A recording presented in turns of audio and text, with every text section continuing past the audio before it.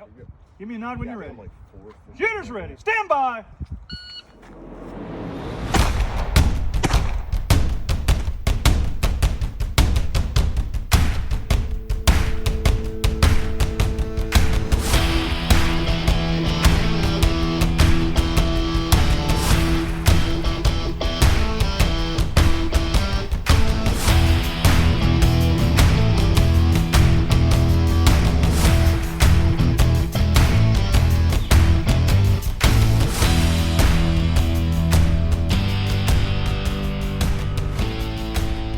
Hey everyone, welcome to this episode of Bullets and Bourbon. I'm Frank Yao, joined by my co-host Matt Gunlock.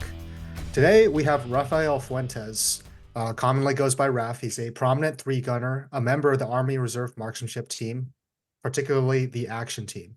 Raf, good to have you on, man. Glad you could join us. Thanks, guys. It's a pleasure. But let's get into it. So you've been around the Army since the early 2000s, and then you eventually transferred into the Reserve. A lot of service members will think about these life changes as their EAS date draws close and they either re-up or they end up getting out, but the reserves is always an option. What are some of the benefits of becoming a reservist after being on active duty? So, to the best of my knowledge, and I think these numbers are pretty close to right, but about half of all reservists were former active duty. So, like when I came in, I had done 8 years active duty, roughly, when I switched over. And a lot of the benefits it was like my biggest thing I got out of it was like the camaraderie, right? So you leave active duty, you jump into the civilian world, and it was for me, because when I joined as soon as I graduated high school. It was a big culture shock coming into the civilian world. And for me, making that transition to the Army, it was almost like getting my fix every weekend, where I got to do it. And when I did it was back in 2009 when I made the transition. So the war was still going on. I think I had transitioned from being an infantryman, like in the 82nd, to in psychological operations, and within 7 months of getting out, I was back overseas on a deployment again. And for me, having that made everything else go smoothly. Like, I absolutely loved going to drill. And a lot of that related to, just going in. It's funny because like on active duty, a lot of times you see guys like, oh God, we got to go to the field again. You go to drill in the reserves and it's just like, I'm here to soldier. I'm here to do this job. And it was great. It was refreshing. A lot of the other stuff still applies, and like you would see on a commercial or whatever, like your healthcare, your benefits with schooling, the ability to do that, but the ability to still be involved actively in like the Army or the military, to me was like something that I actually truly enjoyed. And the experiences aren't all that different, I know the stigma, because when I was young, I had the stigma of joining the reserves, and it was like you'd walk by, 19-year-old kid, I deployed twice, or, by the time I was 19, I'd already done 2 deployments. And you'd be like, oh, that guy's a reservist. And you'd hold your nose up at him. And the reality is, it's like, that guy's a reservist. That guy may run a company, may have been prior service, does all of these things, and then decides to put on the uniform and go out and do that job. And it was eye-opening going to that side of it. And it was something that I thoroughly enjoyed, especially with the opportunities or the things that you can do, in the reserves. A lot of the cool, especially like my particular career for psychological operations, allowed me to really experience things that were different. I mean, it's not as spooky as some of the stuff denotes. The way I like equate it to is like marketing for the Army, but for everyone. Not like you would think of normal marketing like as a recruitment drive, but you're talking about like influencing people for the positive, like from PSAs to some of the other stuff you would do with MilDec, and that ability to do that. Even stateside, the training, being able to lead, mentor, all of those opportunities still being there and being a soldier was, for me, something that I valued a lot. And I was super grateful for the experience because I've been a reservist. I think I have 21 years total in the military, 10 active, which would include some of my reserve deployments. and it's been fantastic. Yeah. Even the opportunities I'm right now with teaching, the shooting team, being able to go around and spread knowledge, and influence positively, you know, the units I'm attached to, or just whatever I can. Yeah, no, it sounds like it's really worked out for you. I do have a quick question about the deployments. It seems like, how would you characterize the difference between deployments while active and reserve? It seems like reservists have access to a different pool of deployment opportunities. And if they wanted to, it seems like some of them could just constantly deploy if they wanted to. So back in the day, that was the case. So for me, I got off of active duty at the time I was engaged. I was living like my best stereotypical private life. Like, I just got engaged, I'm gonna go deploy. I called a bunch of units and I was able to go on a deployment. So like, you get attached, you're on active duty, you're in an army, your unit has a rotation, they have a training cycle, they have that. As a reservist, you go to a unit and the way they fill, and I'm not speaking, I don't want to speak like scientifically, but back in the day, I called like every PSYOP unit on the East Coast and was like, y'all got any of them deployments? Do you need a, E5 at the time to go over and deploy? And they were like, yeah, we have an open slot, because of the way reserve units are not always fully staffed. So they'll pull from other units going around. So I deployed as a reservist in 2010, 11, and then immediately again in 2013. I was able to get on another deployment and would have continued, but at that time, the deployments for PSYOP were drying on. Now, there's a lot of other deployments too, in terms for reservists, in terms of like, you can put on ADOS, which would be like active duty orders. So they'll have like what's called tour duty. So they'll have slots for different MOSs, different ranks across the force, across the world, where they need to fill, where they have needs they need to fill. So like a friend of mine from my SOP unit, when we got back, she came back, went to school for a little bit, finished up her degree, and then she did a tour in Italy. So she was actually she got activated, got stationed in Italy for a year, which she absolutely loved. And there's tours like right now, that's what I'm doing for the Army Marksmanship Unit. Right now I'm on ADOS and we're helping, because this is a brand new unit. I got activated to help establish the unit, and we're standing it up. Wow. Yeah, that's super cool. It seems a little more like, as a reservist, you play a little more in the free agency, right? Like you can kind of be like, yeah, put me on that.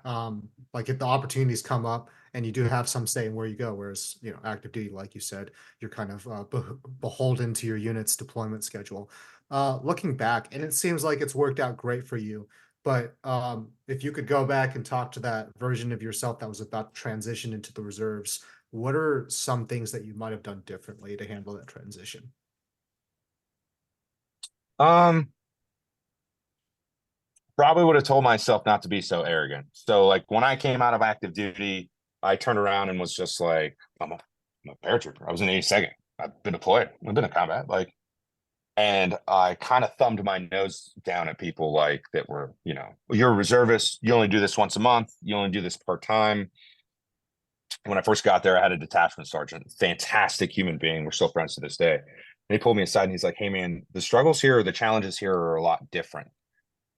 This don't take away from, you, because you're limited by the time you have, right? And like your resources, but that doesn't lessen the quality of individual in those components, right? And it's a lot of what you put in.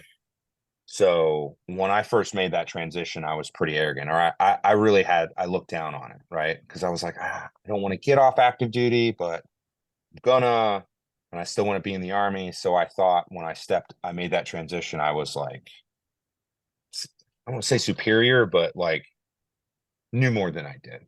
Mhm. And that was a harsh, especially immediately going into deployment, was a harsh reality. Because when we deployed, I deployed to Iraq in 2010, 11, and thrown into a position of a PSYOP team chief, job I was unfamiliar with. I'd only been in that position or in that MOS for like 5 months before I deployed. And now I'm in charge of people in that MOS. And at the time in Iraq, there was a drawdown, and it had they were drawing down a lot of the PSYOP teams. So my team itself was responsible for an entire province. and humility would have gone a long way, looking back. And it's easy to see now looking back the perspective of like, you know, like I get it, of having all of these people with different life experiences, different skill sets, and different passions for it. Because these are people, you know, all of your jobs, you just step away from that. Like when I got off active duty, and by the time, like I didn't really have a career, so I stepped off and went on deployment. And for me, it was almost as if I was on active duty. And then looking around, where guys were business owners, or they were in charge of, responsible for things in their family back home on a much more grand scale, and they were able to do that, complete their mission, and really move on. You know, like I can understand the delineation between people that do it full time every day and the people that do it part time, but seeing the difference in the type of people and the experiences they bring to the table, I kind of lost. As I got older, I realized that like both are equally warranted. Like both have metrics, and I don't take away now from a lot of that, you know? Yeah. So that was probably like my biggest takeaway, is just like, hey, you know, like from the water purification specialist to the psychological operations specialist to whatever job it is, you know, and they were good, you know. That part for me was probably the biggest thing, because it took me a couple of years to learn that lesson, and I definitely learned it the hard way. Yeah, I thought that was very well said. It seems like, you know, you knew your stuff and you kind of came in, you know, hot shit. But you had to, there was a moment at which you almost became an individual and you reminded yourself that you had to be ultimately a team player at the very end. Does that kind of sum it up? Yeah, I think I have an appreciation for the reserves, to where like it is a unique opportunity, and that transition coming through was something that I could have made a lot smoother and been a lot better on. And yeah, you're right. That is a good way to sum it up. But speaking of your accolades as an individual, you can throw down when it comes to competitive shooting. You took high overall at the NCR MIC, and I was ROing a stage that, you know, the risky stage plan was to shoot everything from the back, and a few shooters did that. But Raf shot everything from the back with the 1911 single stack and 45 ACP. And the ongoing joke that weekend was like, be a man, shoot the targets from the back of the stage with a 1911. So for those of us aspiring to get to that level, have you always been a Giga Chad, or how did you eventually get to that point? So like for me personally, I fell in love with shooting from like a really young age. So I was super fortunate, and I feel like a lot of people can relate to this, like especially people that start shooting early on. I went on a deployment when I was really young. 2003 was my first deployment. I came back and I was like, I have so much to learn. I went to a gun shop at in Fort Bragg, or Liberty now, and The artist they formerly known as Fort Bragg, yes. no press, yeah. And there was an old retired SF guy there, and they offered lessons. And I'll never forget. He comes up and he's like, "You could shoot this Glock, man. We got a CZ, or you could come here, learn your lessons, rent this American 1911, and learn how to shoot like a man." And of course, I'm like, you know, 21. I'm like, Yeah. 1911, bro. Like, how dare you question my like Americanism? Like, of course I'm going to shoot a 1911. Oh man. And I fell in love with it. So, and I feel like, I'm not going to say I turned into a FUD, but like I feel like the 1911 to me has been like the pure form of shooting, like in competitions, in everything, because it requires so much of you, right? And mistakes are super costly when you're shooting 8 rounds of 45. Mhm. And so I poured myself into shooting. I was on recruiting duty for a little bit towards the end of my active duty career, and every week I would go to the range. I'd buy 1,000 rounds of reloaded ammunition, and I would just sit there and wear out a 1911. And I became pretty proficient in flat-footed shooting. And that was one of those things where, and I like to take risks. Like, is the juice worth the squeeze? And I'm always like, you know, I think I don't know how to phrase it. Like we'll call it like a poor man's risk analysis. Like, hey man, you could really do well shooting a stage plane like this, but it's really risky. Or you could a little less risk and you could do okay. I'm always jumping on that, like, yeah, but I could do really well. I could do really well. Mhm. Right.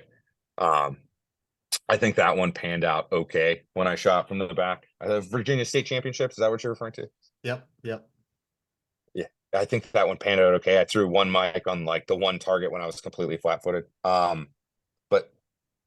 But that's where I've always like mentally shooting. I'm just like, especially in the shooting sports. And I was lucky when I was growing up to have like my own like Mr. Miyagi. The same thing, 1911 guy. When I started shooting, I started competing in IDPA when I was really young, in my early 20s. Mhm. And I kept going. I don't know if I'd call myself Giga Chad.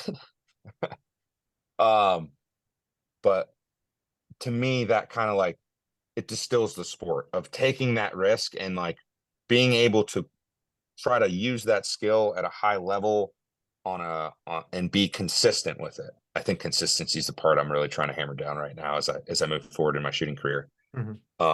To where I can move forward and shoot like that. But yeah, that's really my still love affair. If I could only have one gun, it would be shooting that single stack.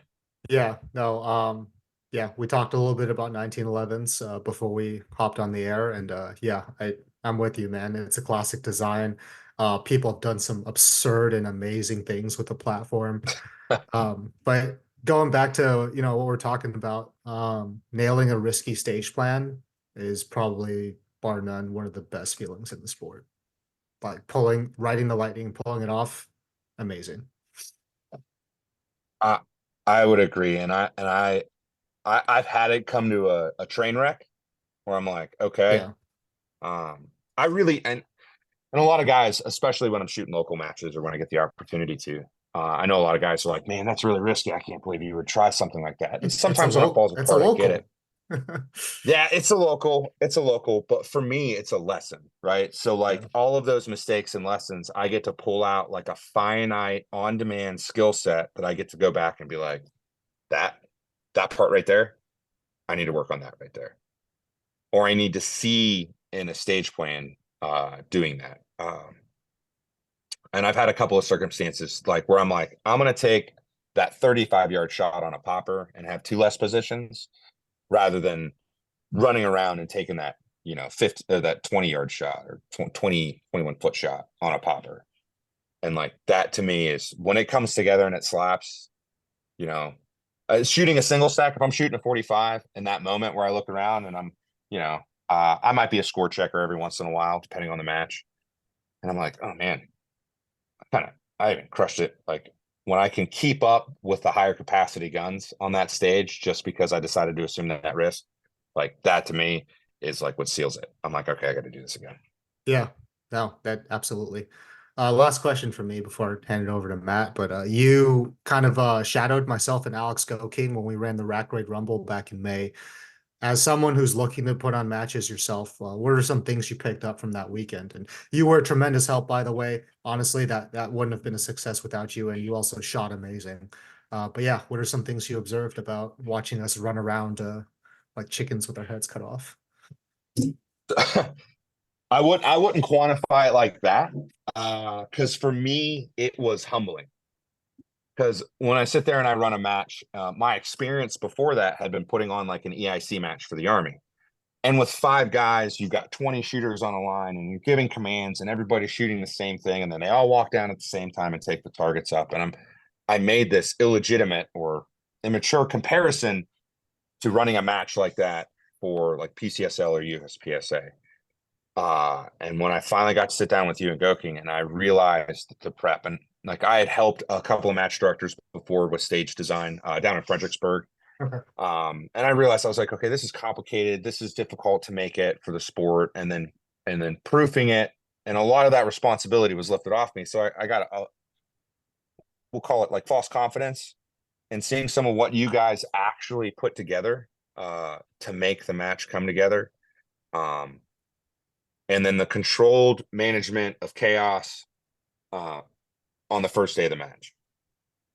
For me, whether it be running stats, latecomers to the match, and how you guys were able to manage that in a timely process was absolutely incredible and humbling, and realize like it's not an individual event in terms of setup, in terms of actually running the match and managing what could go wrong and quickly identifying that and dealing with it. The level of experience brought me down to normal. There had been talks when we were first talking about establishing the team of like holding action matches as a reserve marksmanship team like you guys did. I think the AMU used to hold the Fort Benning multi-gun or Fort Moore multi-gun. No, Fort Benning multi-gun. And it wasn't Fort Fort Moore Benning at the multi-gun. time, so we'll just call it Fort Benning multi-gun. Fort Benning multi-gun. And how they run those matches, you get to see it from the outside. I unfortunately, before they stopped running the match, I never got a chance to go shoot it, but you would see everything on the after effects of it. Going down and seeing what you guys had to do to keep that match running was eye-opening, and how you did, and it was magnificent. Even watching, like, and unfortunately, like the super hard part, like being a match director and having a guy DQ and having that conversation, to be able to do that, nurture it. And you guys set up this wonderful paradigm, this wonderful environment to where the sport grows, right? Like, and everybody's enjoying it. Like, being a match director is hard because you're trying to make everybody happy with the match, and then run the match and keep it going.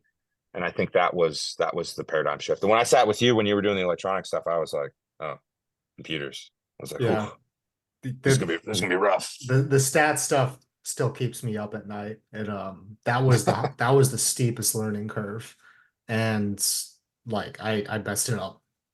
Not to the point where I couldn't salvage it, but I messed it up quite a few times when I started out. Because like Alex is really good at stage design and running the match. He doesn't really touch stats. So I kind of just had to pick it up and learn it. But he's too disorganized for stats. I mean, I'm not particularly organized. But I don't know. It does make sense to my lizard brain after a few iterations. I don't want to say this in a way that's like insulting. Yeah, I love Alex, get it. but he is like Rain Man when it comes to stage design. It's true. And I don't mean that like he's slow at other stuff, but yeah, the way he sees it, and asking like, okay, I see what you did with the stage. Why would you go through this?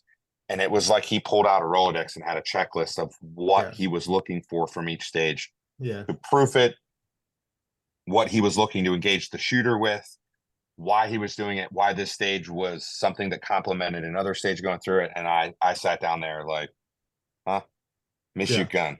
Like, yeah. Homie sees the world in fault lines and target presentations.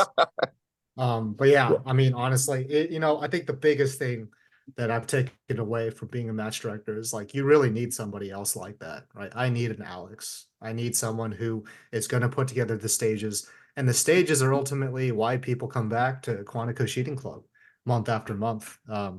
It's, they like shooting on base. They like shooting with the Marines, but the fact that the stages take advantage of what are essentially indoor bays, right? We can't use the side berms. I mean, our matches regularly have 100, 120 over the weekend. So yeah, it's been really gratifying, man. But I'm glad you're able to, I mean, I'm really thankful for your help, but I'm glad you're able to see a little bit inside. Because like, once you learn how to run a match, you just want to teach other people how to do it too. Because the more matches there are, the more the better the shooting sports are. Yeah, and one of the things that I'm just starting with, and like I told my command, that I definitely have to go back down there. Not only was it it was a fantastic match, and you guys are, like you were talking about earlier, limited by like the range. And to me, one of those things where like you'll see it at a couple ranges where the range limitations kind of make the match feel a little slow, or you can feel the effects of like no sideburns at a match where the stages are repetitive, or there's no choice in how to shoot it. There's no math problem when you walk up. And that was exactly the opposite of going down there and working with you guys.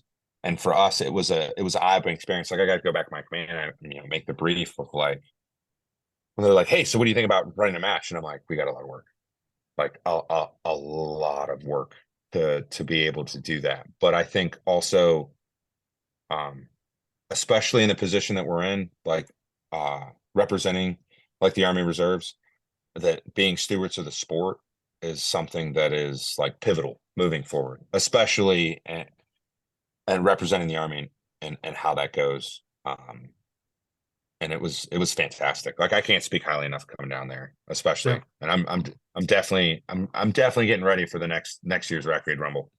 Yeah, no, I should. Yeah, we would love to do it again. But the next PCSL, I believe, will be in August. So I'm gonna probably try to come down and help with stats. But if you want to, come down and shoot and maybe help us out again, we'd surely appreciate it. Oh, that'll definitely be on the docket. Oh yeah. So you've kind of taken the three-gun world by storm. You're still very new to the community, but you continuously put up very consistent performances. What steps do you take in preparation for larger matches that have given you the early success that you've had so far? So to clarify, the words "by storm" probably don't mean what most people think they mean. You've done very well for yourself as, being so fresh into the sport. I think to date I've shot. I think the Duskin was my 8th or 9th match ever. Which I just shot week ago, 2 weeks ago.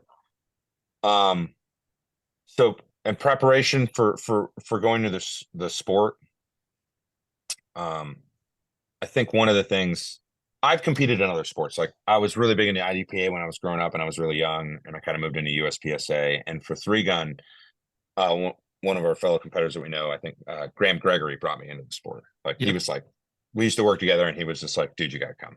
Like you have to come." And I was like, "Shotguns are dumb." Now you love the shotgun.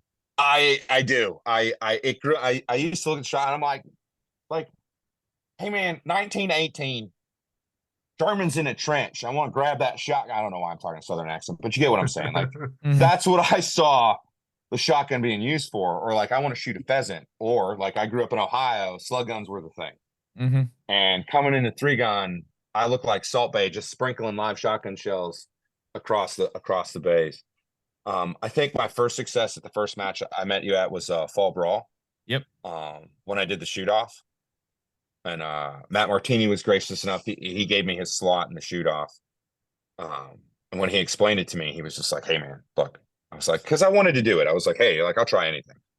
And he was just like, "All you got to do is run to a position and shoot." I was like, "Flat-footed shooting?" Like, all right, hold my beer. I've been a firearms instructor for a long time. I've been in love with shooting, and one of the things that I'd always try to do when it came to training and preparing for any event was to have like a solid base and fundamentals, just like an absolute solid, like, "Hey, I'm sitting here standing. I can do the perfect draw. I can hit that pistol target at 100 yards. I can just on demand make that." That's what allowed me to do really well in the shoot off. After the shoot off during the match was really humbling. And what I try to do is anytime I see an error, it's either a mental note or a written note of something that I did, and it is a constant focus to try to fix it. So when I came down, I had the pleasure of coming down and staying with the Marine Corps team for about a week and working with Goking on like my quad loads and stuff like that. And as soon as I left, we kept in contact on the phone. And I think in about 2 weeks, I put in like 25 hours worth of quad loading to where I was just singularly focused on it. I'd come home, I'd get done with work, I'd do whatever I was doing, and I'd be in there running shells. And I think the one thing that I try to do is immediately identify a weakness or a lack of understanding and exploit it in terms of like just chasing that down to fix it. Whether it be my long range game, I had the pleasure of being able to go shoot down with at Fort Moore with the AMU this past week. And I think that's one of the things with 3-gun. I had a solid foundation and fundamentals where I didn't have to think about running the gun, that allowed me, I think, to free up a little processing power to process the stage. And then once I started understanding a lot of the stage planing and a lot of what it took to shoot that, and it's a constant learning process. Like, for me to sit here and say that I've mastered anything on that sport, it would be a lie. But I think it's the fact that I've been fortunate to do as well as I have, that the moment I identify a weakness, I attack it. And like you said, I really didn't like the shotgun when I first started. I was like, shotguns are dumb. Well, a little secret, Go King hated the shotgun when he first started. Like, you know, he was a USPSA competitor at first. Now the shotgun's his favorite thing. I would not have believed it had you not. Yeah, like he when he came to the team, he didn't come to the team to be on the 3-gun team. He came to the team to be on the USPSA team. We found him on Instagram when he was stationed out in Yuma, Arizona, and saw his USPSA videos. So we kind of started contact with him, and we brought him to the team because of what we saw from Instagram. And you know, he got to the team, and I was, you know, we had a team discussion. It was like, let's bring him over to the 3-gun team. It's like, I'm leaving. I'm retiring. Like, they need a staff NCO. Let's put him as the staff NCO. I see the 3-gun team, and he went in head first, and he sucked everything up, and you know, he's loved every minute of it. Yeah. For as well as I've done, and I say that loosely because, like, for me, it's always like, it's a constant, like, the way I view winning, or the way I view performance, is that, like, if I've prepared enough and I perform on the consistent way that I want to, and I'm fortunate enough to have put in the work to get a victory, that victory is specifically for that moment. That moment, and the second that moment is over, it is the grind. It is the looking to improve what, because the goal is always a perfect match. The goal is always a perfect performance. The goal is always to sit there and do that. But And the moment you have to have a moving goalpost, or you're never going to get better. It's like the infinite goalpost. Like, you can never reach that goalpost. So I'm always looking at the shortcomings I had in a match, right? And I'm always like, whenever I look at my videos, for me, self-diagnosis aren't, like, when I look at it, I'm like, you know, you can have that great stage, and that great stage, there's nothing like it. When you sit there and you put it all together, the first stage I shot a shotgun in, where I hit every quad load and I didn't dump more shells on the ground than I put in the shotgun, to me was an amazing feeling of success. And from that moment, it was like, I look at that video and I'm like, what can I improve? Where was my shortcoming? Where was this weakness? And I immediately start developing a new training, like a plan of attack, in terms of, like, my training, or my sense of understanding, or my ability to read a stage and stage plan. You know, I think one of the things that I've always tried to do at a stage, and I shoot with a lot of guys that I know, and there's a lot of fantastic shooters, from, you know, Nate at the AMU, Matt Martini, the Marine Corps team, you know, Nelson, Garcia. All of these guys are just absolutely animals and phenomenal shooters. Is to sit down there and make that and watch, because, like, I'm a true believer, like, men sharpens men as iron sharpens iron. And I think putting yourself in that position to where, because I see a lot of guys like, I don't want to shoot with that guy, he's really, really good, or whatever. And I'm like, nope, I want to shoot with the best in the world. And then my immediate goal when I'm in that squad, in my head, while I'm moving forward, is like, I want to beat the best in the world. I want to beat them at their very, very, very best. What does that take? I don't want to beat somebody because they messed up a stage plan, their shotgun malfunction, they had a fault. I want to go move forward, and I want to be like, I want that guy to have the best performance he ever had, and I was better. I'm not saying I'm a little competitive, but just a little. But yeah. So you're kind of in new territory. You're creating the action shooting team within the reserves. What steps and processes have you taken in expressing the direction that your team needs to go to in order to influence positive change within the reserves? So, like, it's a team effort, and for us, it's truly a blessing to be able to represent the Army. Number one is, uh, uh, I can't be grateful enough, and represent the organization that I absolutely love. But I think, working with the people that I'm working with and establishing that, um, the action side of shooting for the Army Reserves is brand new. So when I first came on the reserve team in 2015, I was a service rifle shooter. I went to Camp Harry. They had a service rifle team, they had a pistol team, and they had a combat team that would do, AFSAM, which is a competition that the Guard puts on. There used to be a competition in Canada, and it was more of that traditional military competitions, the crazy Ivans, like the old Russian, I'm holding my Yep. rifle. Yep. So for us as a team moving forward into these sports, USPSA, PCSL, QP, PRS, like the whole USPSA, the whole gamut, 3-gun is new.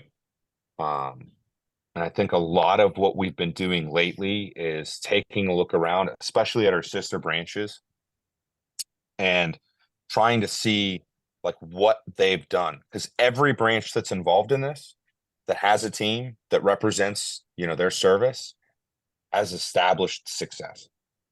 My first experience of that was coming to you guys, and when I was talking to Go King and we had met at a match, I came down to the Mic. You guys had the meeting on inter service, and you guys, thankfully, you guys were gracious enough to let me compete in the Mic. And seeing how you guys ran your match for the Marine Corps team was probably one of the biggest things that we wanted to take a look at, to see where you guys derived your success. The Marine Corps team has your billets, I believe, are 3 years long for the shooting team. Yep. And you guys are able to create a shooter in 3 years that are phenomenal. They're extraordinarily competitive, that have that drive. And to be able to look at programs like yours, programs like the AMU, who's been, crushing competitive shooting since the 60s, in all facets. But moving forward with the team, we want to build a championship team. We want to build world champions, and then pass that knowledge to the soldiers. And I think, like I said earlier, that competitive, like, competition breeds excellence. And I'm not trying to like make that up on my own, but that comes from like the EIC, the excellence in competition, which was, I don't remember the exact year they created that. It's the 1800s. Where they had their late 1800s, where they Sure. had their first competition. I'm guessing. I know the Marine Corps got involved with competition in 1901, and then they had the first rifle team in 1907, and then the first pistol team in 1921. I mean, we're talking a century of competition,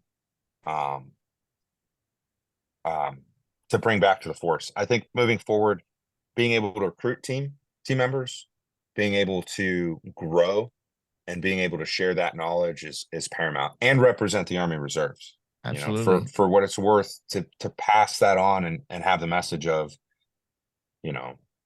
like, success. I think one of the most important aspects, and you kind of already hit it, is being that instructor. Like, being an instructor comes first. Developing the program and building the skill set is absolutely important, but there's got to be that give back. Like, our teams were created first to become instructors and make the service as a whole better shooters. That's why the Marine Corps got involved in competition shooting. And So I think go on, go on. I was going to say, one of the things you were talking about when you said that is, like, one of the things that I've realized, especially shooting action, a lot of the competitions or a lot of the experience soldiers have, and like, I've worked for private companies teaching police departments and all that stuff, is that, well, I call it the bubble, where you have this hub of knowledge, but this hub of knowledge is in a bubble. And then you go and you measure your skill against other individuals, and that bubble starts to widen.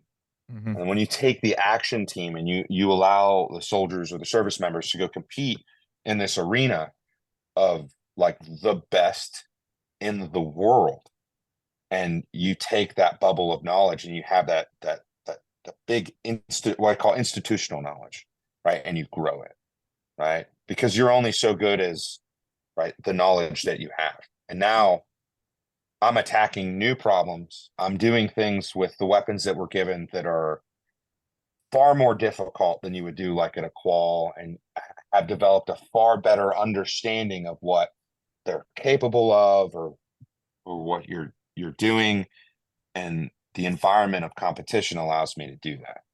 And to me, that having that ability or the opportunity to do that while representing a great organization is something that well, I feel blessed to do, and I think is really what drives us forward. Because when you guys ran your MICMIC, you guys put on training for the Marines, and you had your competitive shooters go down there and instruct the Marines in the competition they were doing and grow their skill set.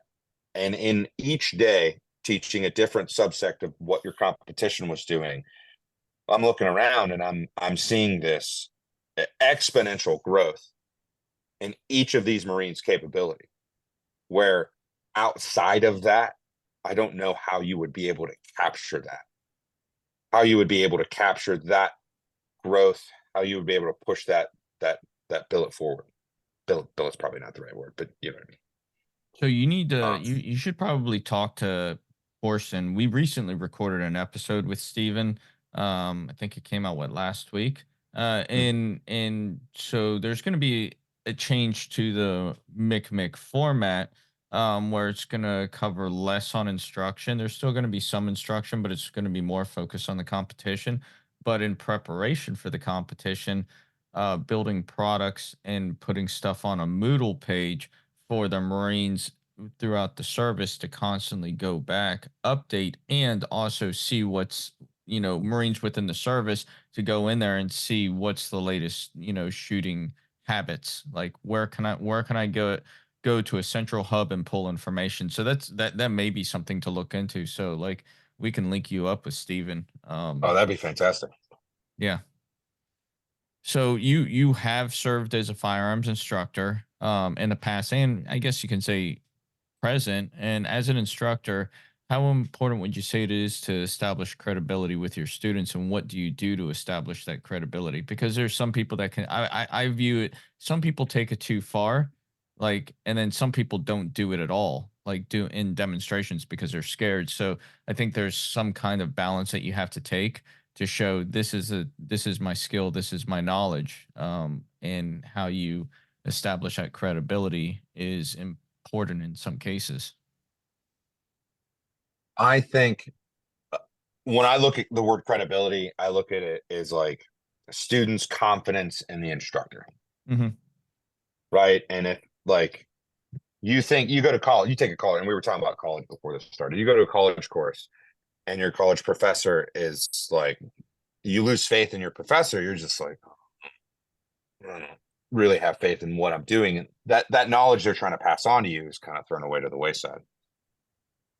So like I think from a professional instructor standpoint, you walk into the room with a modicum of influence on your student because you're in that position. Now, Hmm. whether it's, you're a civilian instructor that people are paying for, or you're put in that position based on your job, like in the military, you're a firearms instructor for the police. So you walk in there with that. I think the first thing you should do, and this is just one of my opinions, one of the things I never want to do is make an excuse. I never Right. want to make an excuse for a student. I think another I thing wanted, is, well, one thing I've seen people do in the past, and I think it's one of the worst things you can do, is just lay out your entire resume. Well, I did this and this and this and this. And like, to me, that's a cop out, whereas it should come out naturally through the instruction.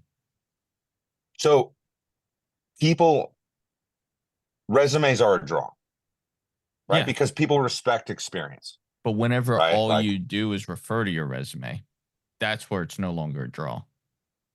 so what I think, and it comes number one, and I think one of the most important things to do when you teach is to be able to demonstrate what you're trying to do.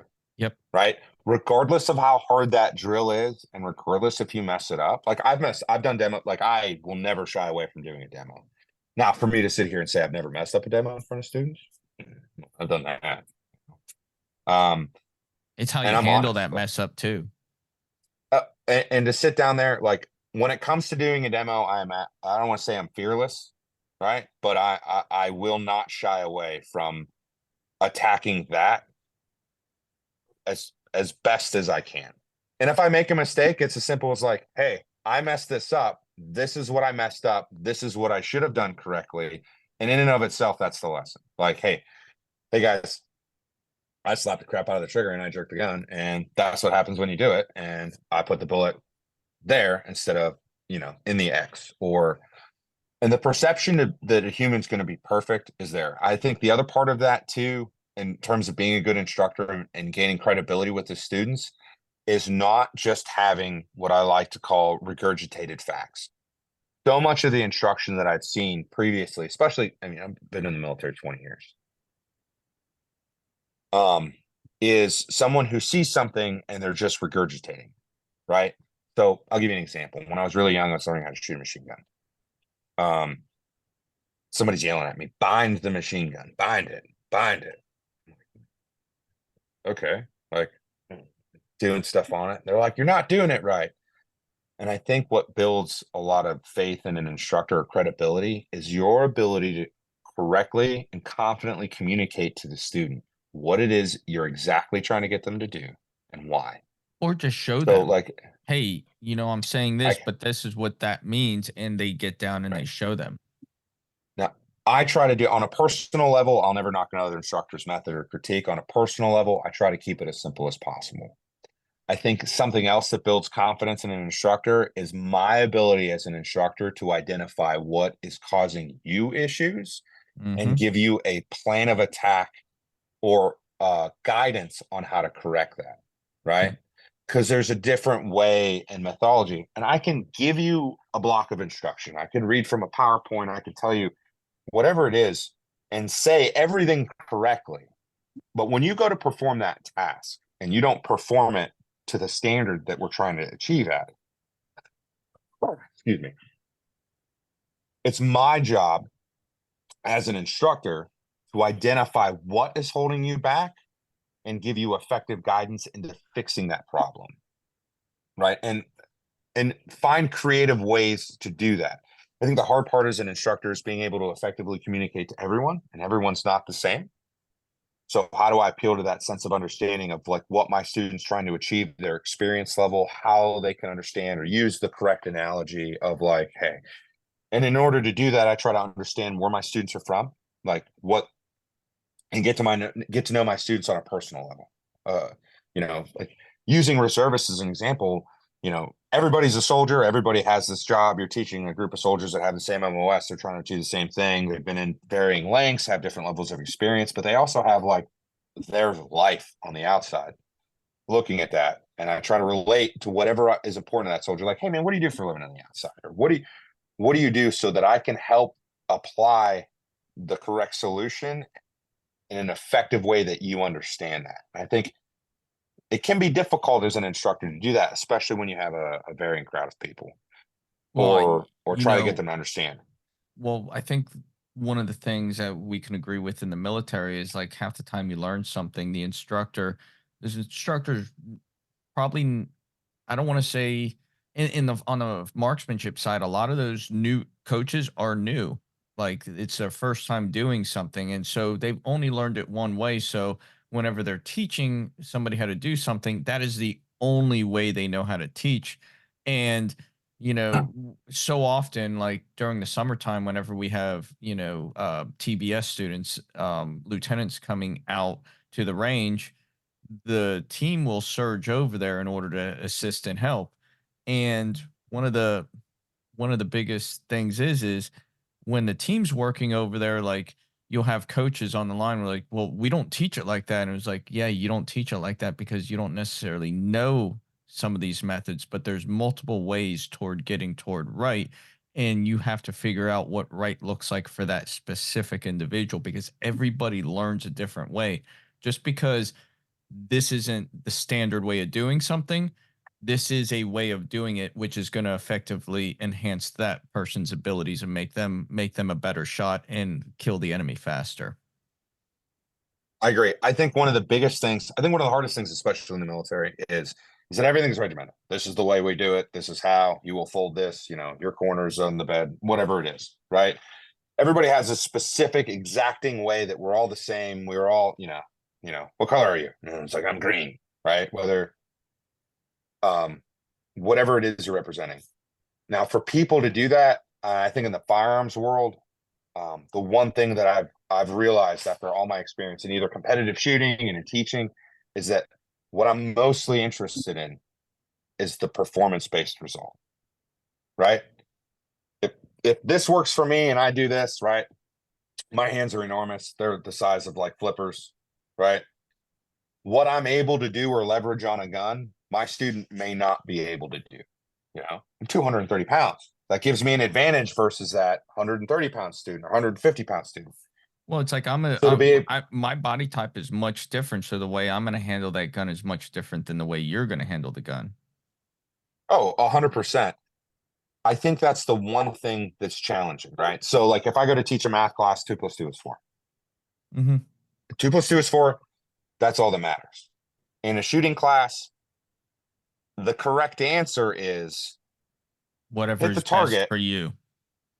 But hitting the target, how you get, it might not be 2 + 2, right? It might be, right? It might be 3 + 1. Mm-hmm.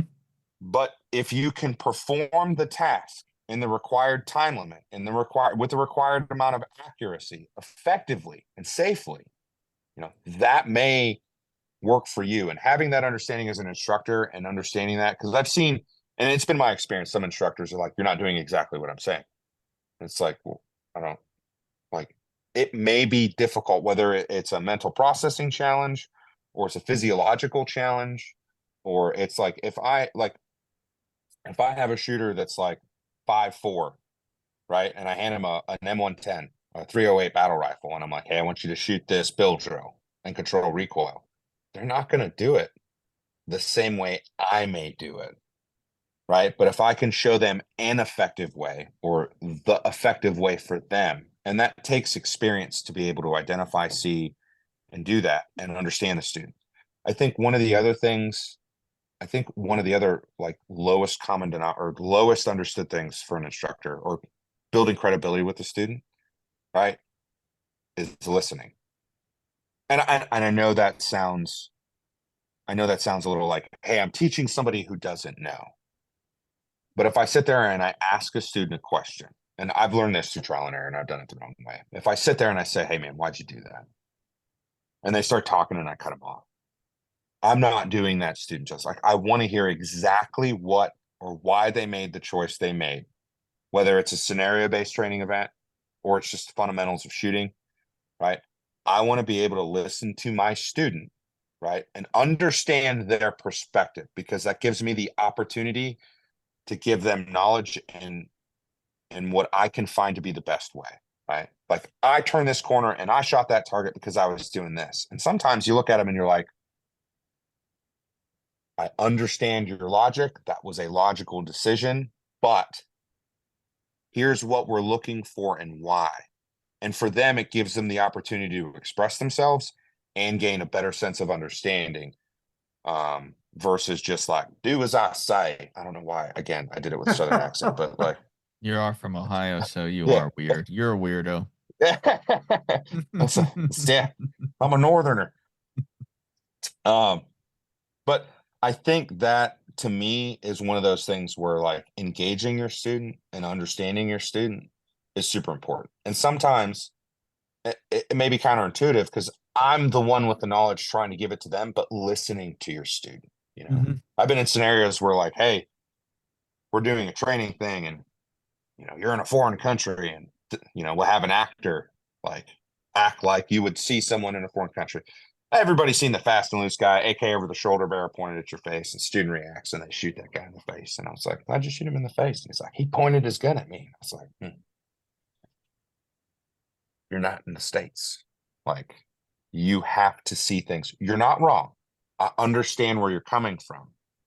And I'm just using this as an analogy, but to be able to have that ability to let the student express themselves in an event and be able to lead them down a path of understanding that would be quantifiable for them and long lasting versus just like, you're in my course, do what I say.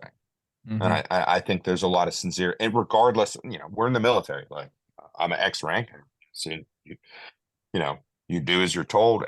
That only goes so far when you're trying to capture somebody to give them a perishable skill that they have to use under the worst stress they'll ever feel. I want them to have the greatest sense of understanding, and I want them to know that I'm hearing what they say, and that as a not just a person, and not just as a student, but as a person, like I'm invested in their success. And I think that goes a long way. Because I don't ever want to, like, as an instructor, like, it doesn't matter. If I have 5 minutes to teach a student and I have 2 rounds to do it, I want to do everything I can with what I'm given to give that student the best that I can possibly get. Period. All stop. Whether it's 9 weeks and 1,000,000 rounds, or it's 5 minutes and 1 round. Everything I can. So, and in that moment, I think that goes a long way in building that relationship with a student and instilling confidence as an instructor, what I can do. No, absolutely. I think that was very well said. So you kind of already hit on this a little bit, but just to kind of get the full scope, when we shoot a big match, you're on a squad. Like when you're going through the matches, the stages and everything, you're on a squad, and it's generally with people that you're just very comfortable with being around. Whenever we shoot Fall Brawl, Battle for the South, Duskin, what have you, we already know everybody that we're shooting around. So our level of comfort is already established, and nobody gives a shit how good or bad you do. But whenever you go into a shoot off, you're one of 2 people up there, and there can be a lot of people watching. How do you deal with that pressure? Like what keeps you focused on the task at hand to where you're not going to fuck up, because you don't want to embarrass yourself. Not that anybody really gives a shit, like, but there's that fear. So I think my friend Graham was the first one to point this out for me. And he goes, we're shooting a match.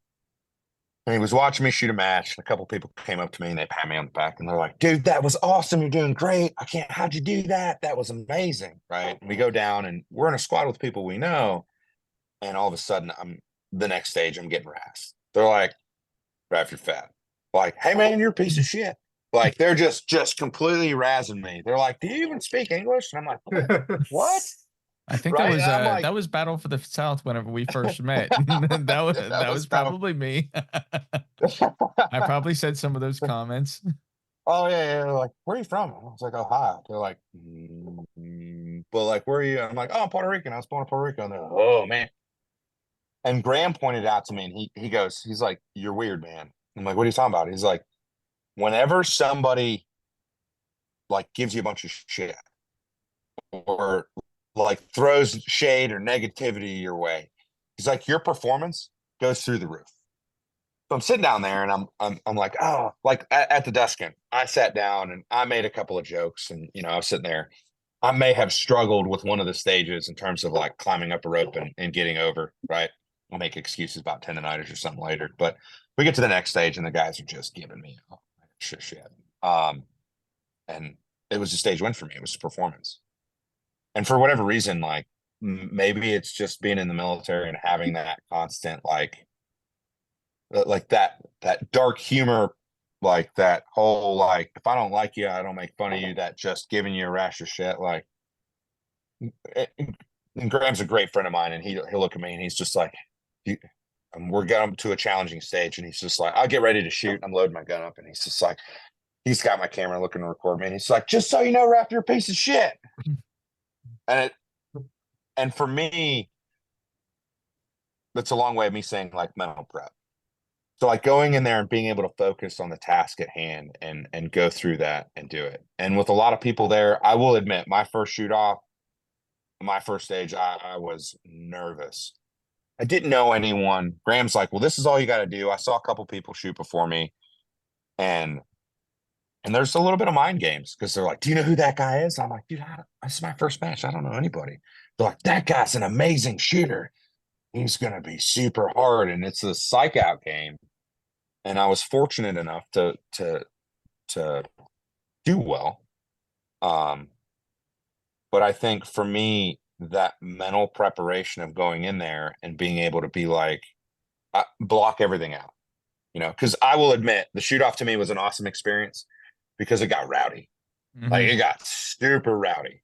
People are running it. And I looked a lot different back then.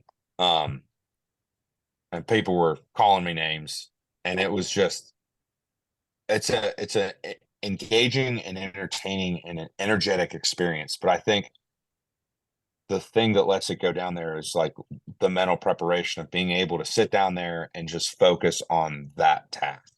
And to say that's not challenging would be a lie, because it can be. And like I've done a couple of shoot offs now, and I've had a couple of moments where like my mind goes someplace. It's taken off the task in which I should be singularly focused, and my performance suffers. So I think being able to take a look at that that way.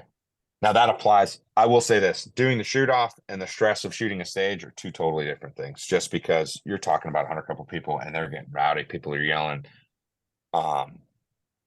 But after doing it a couple times, I've also begun to really, really enjoy it. It's probably one of my favorite things that 3-Gun has to offer, and it is a very unique experience.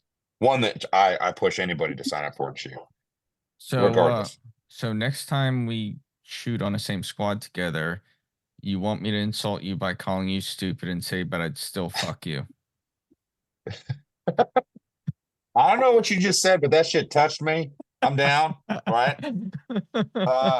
I think It's a bit of was one of those things that it's a bit of a mixed message, right? So does the pure like hatred work, or what Matt is doing is mixing in a little bit of sexual tension? Like, let's be clear about our parameters. What works for you, Raph? So I'm not gonna lie. Hatred has gotten me through a lot. I'm the same way, dude. But as I get older, sometimes as I get older and a little more lonely, sexual tension is appreciated wherever I can get it. Confused quad loading noises. I'll slap you on the ass. And I think that's, I honestly think for anyone shooting in the game that the mental part of everything in prep cannot be understated. I think I had a conversation with Dan Horner about it, and he's one of the best shooters in 3-Gun that's ever been in the game. And when we talked about it, I'm like, what do you do? And I was young. I mean, this was like 7 years ago. And I'd never shot a 3-Gun match. I still remember because he was like, it's mental. Like, what is your mental prep like? And I'm like, mental prep. Because before having that conversation, everything was a little more Leroy Jenkins, right? Are you ready? And I'm like, fuck it. Let's go. It pans out sometimes, and sometimes it does not. And having that prep is important. But to be very clear, lots of 70% hatred, and with you, Matt, about 30% sexual tension. Hell yeah. So that's kind of all the questions, but I do have one more for you. When are you growing that Luigi mustache back?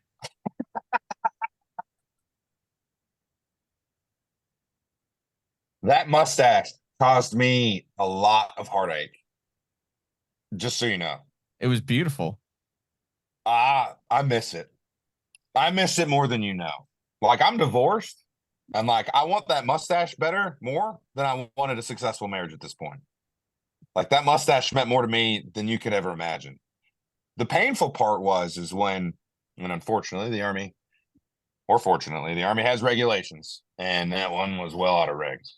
What was it? My first shoot off, no one knew my name, but for the rest of the match, all I would hear is like, "Oh my God, it's Tom Selleck," or "It's Super Mario," or "It got as bad." And this is a true story. I went to the grocery store like a couple weeks after my first 3-gun match, and I'm sitting up there and I'm grabbing like some hot sauce off the shelf, and I look down, and I hear this kid go, "Mommy, mommy, is that Super Mario?" Oh my God. That mustache caused me heartache because when I had to shave it off and I showed up to a match, no one recognized me. Oh, well, the first time we ran into each other again at NCR, like you were like, "What's up, man?" I'm looking at you like, "Who the fuck is this guy?" Oh, it's Dude, Raph. I walked up to a bunch of guys I know, like Jay and JK, RJ, and a couple of guys were giving me a rash. Like I walked up and like I went to like, "Hey man, how you been?" They're like, "I retired, I'm good." And they'd walk off, and I was like, "All right." I walked up to JK and I was like, "Hey dude, how you been?" And you can body language is a lot of communication, and JK was giving me that like, "I don't know who the fuck you are. I'm not gonna be a dick. My girlfriend's behind you." And he was just like, "Hey, dude, like, I'm good, man. It's going around." And I turned around, and his girlfriend looked at me, and she was like, "Raph?" And everyone's like, "Oh my God, it's you." And I'm like, but yeah. I've asked repeatedly. I've made claims of needing a shaving profile for my mustache. Unfortunately, I wasn't able to get my computer to work. I mean, I probably missed that the most. That mustache was it earned me the moniker. A couple of my buddies were calling me Juan Wick because I look with a mustache. I look a little Spanish. Uh, I So realized how you had potent the it was when mustache, you had the mustache, and you had some long hair. yeah, I had hair past my shoulders. That was I missed that a lot. I tried to utilize the mustache in the best way I could. I threw some of the pictures up on like a Hinge account. I don't think it's as effective as I wish it was, but yeah, I miss But it. And as soon as I can't grow one back because the military reg is either I think the Hitler's authorized or the little tiny dress row of hair, and yeah. I can't go. But Raph, we really appreciate you coming on. But before we sign off, do you have any last words you'd like to tell the audience? No, train Nope. and train in the stuff you don't like. Yeah, makes sense. Like I put more time and effort in shotgun than I've done, and I really did not like shotgun. Like I just look at a shotgun and I'm like, Elmer Fudd. And training the stuff you don't like and the performance or the results of it, or training the stuff you're not good at and practice the stuff you're not good at and shoot with the people that are amazing. Regardless, like there is no such, in my mind, there is no such thing as embarrassment when you're not performing as well as somebody else because you only know what you know. So to get that knowledge, to get what you need, don't shy away from any of it. And that's pretty much it. Also join the Army Reserves. Awesome. Well, Raph, we really appreciate you coming on. We appreciate you answering our questions in a thorough manner. And to the listeners, we hope you really enjoyed this episode. So next time you see Raph, if you see him, give him some sexual tension for us so he can perform better. But please let us know how we're doing. Let us know how we're doing. We'll talk to you next time. Have a good one.